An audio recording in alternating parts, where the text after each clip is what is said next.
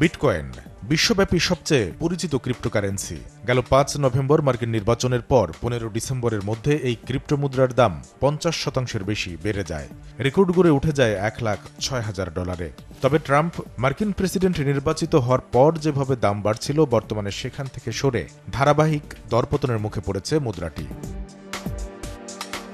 মার্কিন বাজার গবেষণা সংস্থা ট্রেডিং ইকোনমিক্সের তথ্য, শনিবার সকালে একটি বিটকয়েন বেচাকেনা হয়েছে $৯৪,১৭৯। এক মাস আগের তুলনায় যা ৭% কম।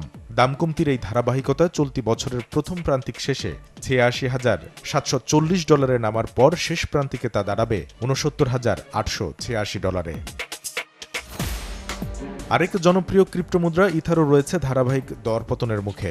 এক মাসের ব্যবধানে $১৫.৫% বেশি দাম কমে শনিবার এই মুদ্রাটি বেচাকেনা হয়েছে $৩,২৩৬। বাজার পূর্বাভাস বলছে প্রথম প্রান্তিকে $৩,০৪১ নামার পর শেষ প্রান্তিকে তা বেচাকেনা হবে $২,৩২২। ক্রিপ্টো জগতে জনপ্রিয়তা বাড়তে থাকা কারেন্সি বাইন্যান্সের দামও কমবে চলতি বছর জুড়েই, এমন পূর্বাভাসই মিলছে ট্রেডিং ইকোনমিক্সের তথ্যে। বর্তমানে মুদ্রাটি হাতবদল হচ্ছে $৬৯১।